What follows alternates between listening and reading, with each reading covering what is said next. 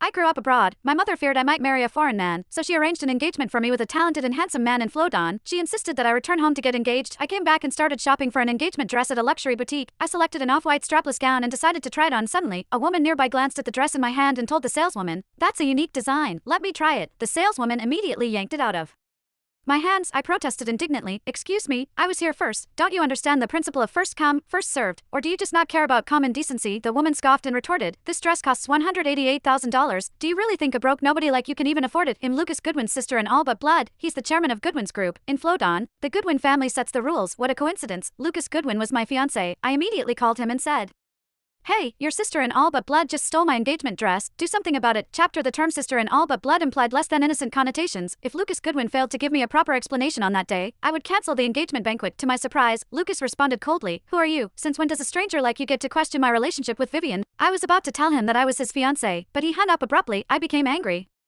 How dare he not save my contact information? Meanwhile, Vivian Morrow, who was standing beside me, grinned triumphantly. "You wench, did you really think having Lucas' number makes you special? Keep dreaming." She looked at me with open contempt. "Even the janitors at Goodwin's Group dress better than you." I had always preferred simple, comfortable clothes and never cared about brand names. I never thought that would give people a reason to look down on me. What era are you even living in?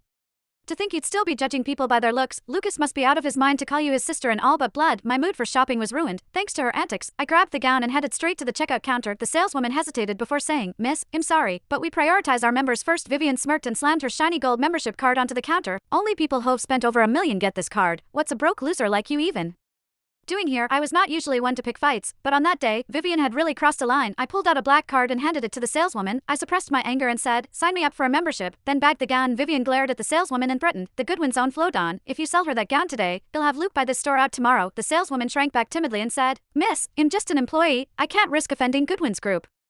Several onlookers turned to me and offered me advice in whispers. "That's a mess, Morrow. I've seen her around. Lucas Goodwin spoils her rotten. You should just let it go. The last time someone crossed her, Goodwin's Group drove them into bankruptcy. You may have some money, but it's pocket change compared to Goodwin's Group. Just apologize to MS Morrow now and beg her to spare you." Flattered by their words, Vivian's ego swelled like a balloon. "You wench, get on your knees and say I'm a worthless poser, and sorry, maybe then he'll consider letting you off the hook." Chapter At 26 years of my life, I had never encountered anyone audacious enough to act so arrogantly in front of me. "Pardon, what did you just ask me to say?" "What? Are you deaf? Say I'm a worthless poser." "I'm sorry, do I need to spell it out for you?" I smirked. "I heard you. Since you're aware that you're a worthless poser, get out of my sight. Don't waste my time." When Vivian finally realized she was being mocked, she flailed her arms and charged at me. It was laughable to see her trying to attack me. I had a black belt in Taekwondo. Did she really think her flimsy punches would scare me? I sent Vivian crashing to the floor with a single kick. She howled in pain. The onlookers stared at me in horror. "Oh my gosh, did she just do that to MS Morrow? Mr. Goodwin is going to tear her to pieces once he hears about this."